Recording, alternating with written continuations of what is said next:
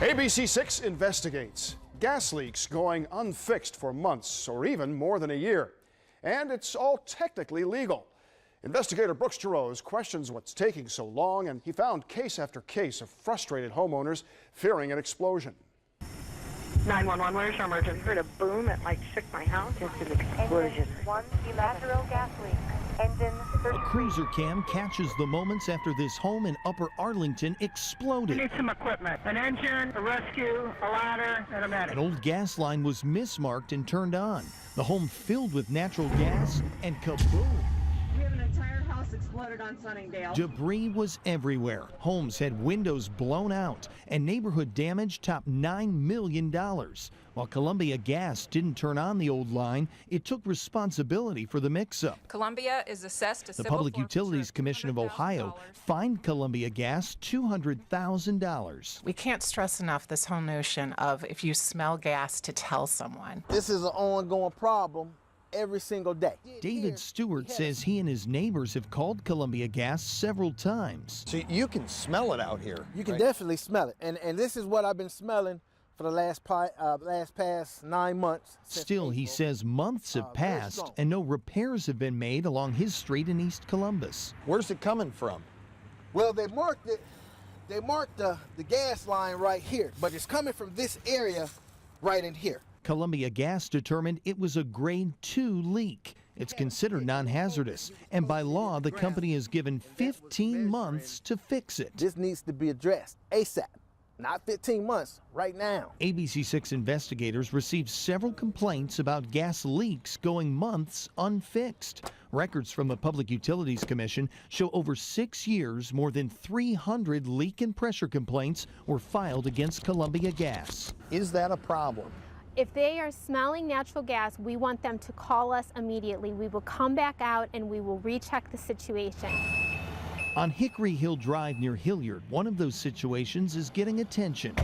It's another grade 2 non-hazardous leak. If it's not repaired right away, the leak must be re-inspected every 6 months to make sure it's not getting worse. Records show in 2014, Columbia Gas fixed 8,000 similar leaks, many of them caused by corrosion or someone else digging and striking a gas line. Green would be a medium pressure line, then you got a intermediate pressure. Roger Patton is one of Columbia's leak inspectors. He shows us how he tests lines for pressure leaks from the ground. Within minutes, he finds one. Based on the readings, he determines it's nothing major. Still, he plans on taking precautions. I'm going to have to write a leak order on that. That leak, he says, will get worked into Columbia Gas's repair schedule. Send somebody out here now. Neighbor Gregory Smith is upset the smelly spot leaking gas on his street has taken nearly a year to fix. Look, I don't care about no laws about 15 months. I'm not hearing that. Is 15 months too long? Well, those standards and those timelines are established by the Public Utilities Commission of Ohio. Records show that if more complaints are filed, it's more likely Columbia Gas will bump up the repair on its priority list. Columbia Gas urges any customers who smell gas to just keep calling. They need to call us again. Yes, that is very important. Despite thousands of slow leaks, data shows Columbia Gas repairs more than 6,000 serious or hazardous leaks every year. The lower priority leaks are fixed eventually, just like this one along Iverton Road on the city's south side. Still, there's uneasiness. I prayed that my house didn't blow up, to be honest. Our customers can be assured we are coming back out and re-inspecting those situations that we identify and build into our work plan to ensure that they are safe and that they remain safe. Right now, Columbia Gas has more than 6,500 open leaks that are scheduled to be repaired over the next year or so. I don't want to buy bottled water all the time. I mean, that's ridiculous. We shouldn't have to do that here. Water worries among new homeowners. After complaints over brand new appliances quickly failing, neighbors in a growing village called ABC6 on your side. Tonight, investigator Brooks Jerose is getting to the bottom of what's in the water. It may be hard to believe that the water It's disgusting. could cause this. It worries me because I just don't know what it is. Check out these pictures. A white film covering dishes, crud caked on the kitchen sink. And oh yeah, these things, they used to heat hot water tanks. If you're a new homeowner in the Rolling Acres subdivision, you probably weren't ready for this. As a parent, I think about what it's doing to my kids' skin, what they might be ingesting in this water. Danielle Hughes and her family live in the village of Lithopolis. It's in Fairfield County. And 2 years after having their home built, the water just wasn't getting hot. That's what came out of this water tank. They had to replace a burnout heating element for a second time. And the trouble is everywhere. Even a morning cup of coffee is a struggle. All of this sediment is built up down inside. But what is it? What's in the water? We wasn't even giving it to our dog. Casey Stambaugh and his wife were tired of worrying about it. We've already thrown like 3 different sets of these cups out. Especially when the breaker kept blowing on their hot water tank. What did you think when you saw that heating element? I was shocked. That's when Casey, like some homeowners, took matters into his own hands. We paid about $4,100. Another home investment, this time hidden down here. This is the water softener we had put in. This system filters out all the metals, minerals, and elements that were causing all those headaches. We were scrubbing this thing anywhere from 2 to 3, 4 times a week. Other neighbors showed us the corrosion, the buildup, and all the things that they've had to fix or replace. The village council blames the builders for buying cheap appliances. You can't buy a Ford and expect it to drive like a Cadillac. We showed up at the next village council meeting to ask questions about the quality of water. After all, neighbors showed us the bills where they're being charged not only for water, but softening it too, an extra $15 a month. When neighbors complained, Mayor Ted Simon took some house samples, but he also found inconsistencies and claims there's a fix in the works. We started changing out a few things in the plant. All right, we are back. Just got to get a quick sample here. ABC6 investigators decided it was time we had the water tested ourselves. Well, that was easy. We have a half gallon of water right here from Rolling Acres. We're going to take it off to the lab. We traveled from Lithopolis to Advanced Analytics Lab in Columbus. Hi, how are you? I am. Within minutes, we did our first test for chlorine. Turns out there's less chlorine compared to Columbus City water. We also tested for health hazards and found nothing unsafe. But we did find large amounts of calcium and other elements. It'll fill up your tank with mineral residue fairly quickly. This U.S. Department of Energy report classifies the levels we and other neighbors found as either hard or very hard water. It's not a health risk, but it can cause problems with appliances. We use this tank over here to soften our water for the residents. So we went back, and the mayor agreed to give us a tour of the water plant. We wanted to ask about the ongoing violations issued by the EPA. Should people be concerned about what's in the water? Absolutely not. The water that we're pumping is within all the EPA regulations. But recent EPA violations include failing to issue public notices about the water, not submitting monthly operating reports, and running the water system without a license. That carries a big fine. And we have struggled to maintain proper maintenance schedules. The mayor admits the system hasn't been perfect. Once the village pumped salty water through the lines and had to refund half of the neighbors' bills. At some point, one of the valves was sticking. Over the winter, the mayor says a filter line froze up and the village was forced to pump hard water. It took 40 days to get it fixed. Why do you think it took so long to get it fixed? Well, in a system like this that's rather complicated, you can't keep all the parts on the shelf that you need because you never know what you may need next. Mayor Simon insists everything is now operational and in compliance. If the water is softened too much, it would cost more and could eat away at the pipes. For now, homeowners may see some calcium buildup flowing from the tank to the tower to the tap. Anything plastic, you can't get it off. Danielle Hughes just wishes she didn't have to learn the hard way about the hard water. And as new builds are going up around every corner, there's now a warning about the need for regular maintenance or an added home softener system to keep that water flowing. The mayor says he now plans to put together a community committee to do additional water tests and see what kinds of water tanks and appliances work best in the village. Of course, we'll keep you updated. Now, here's some on-your-side tips. First, to extend the life of your hot water tank or appliance, regularly flush the tank. That'll help prevent any sediment buildup. Do that at least twice a year. Second, you can turn down your hot water tank. That'll not only help prevent sediment from building up, but also save you some money.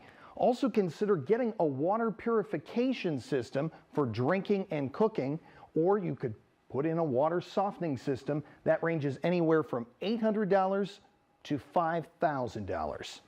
I'm Brooks DeRose, 6 on Your Side Investigators. Do you think the legislature has failed to act so far? Absolutely. I mean, it is a completely unregulated area. You could call it a wild, wild west right now.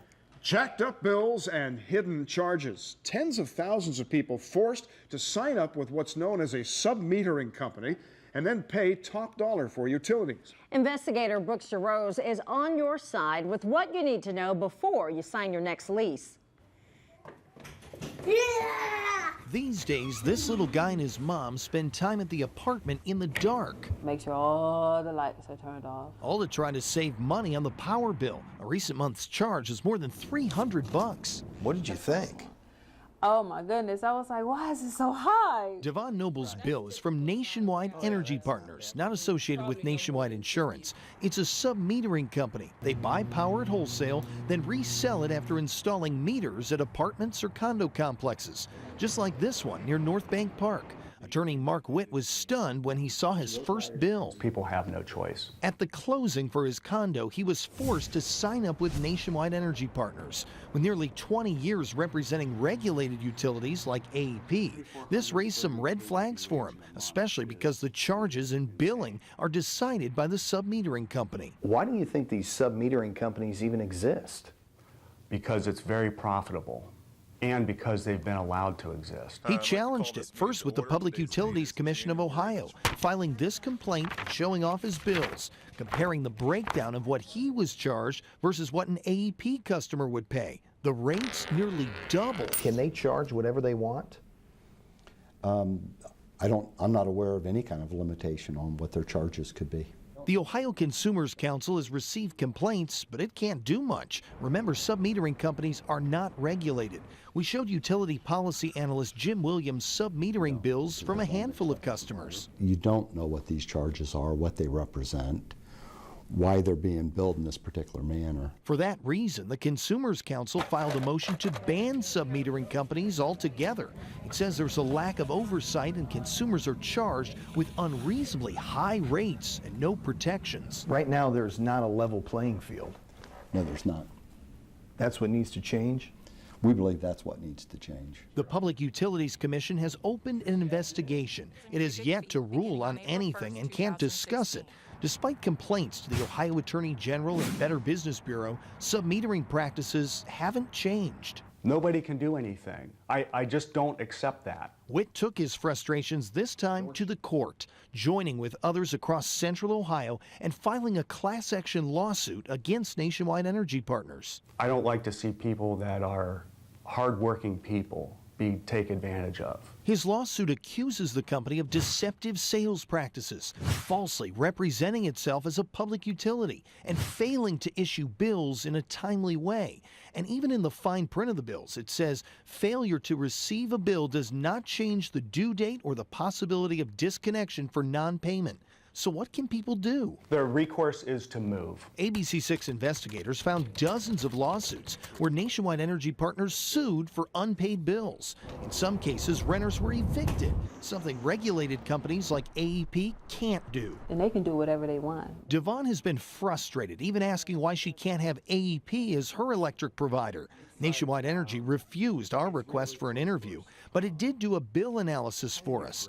The company says Devon has higher than average power usage and explained it uses AEP's rate calculator to come up with the charges. In a statement, the CEO says Nationwide Energy Partners consistently charges the same rates that the local host utilities charge. Additionally, we support smart submetering legislation that provides rate transparency and consumer protections.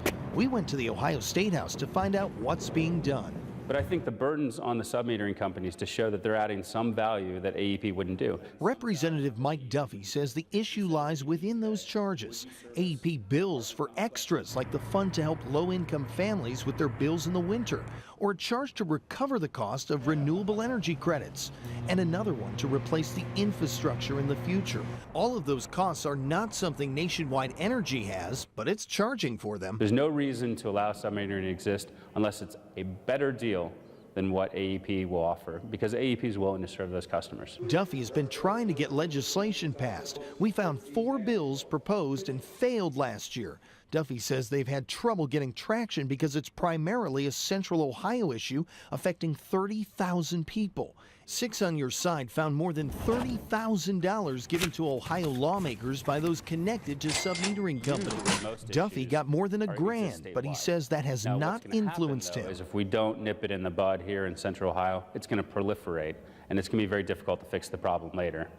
Do you think the legislature has failed to act so far? Absolutely. I mean, it is a completely unregulated area. You could call it a wild, wild west right now. For many, they're left waiting and wondering if the Public Utilities Commission, court, or legislature will act. Does it make you regret moving here? It does. It does. Budgeting for bills they're forced to pay. I'm Brooks DeRose. 6 on Your Side investigates.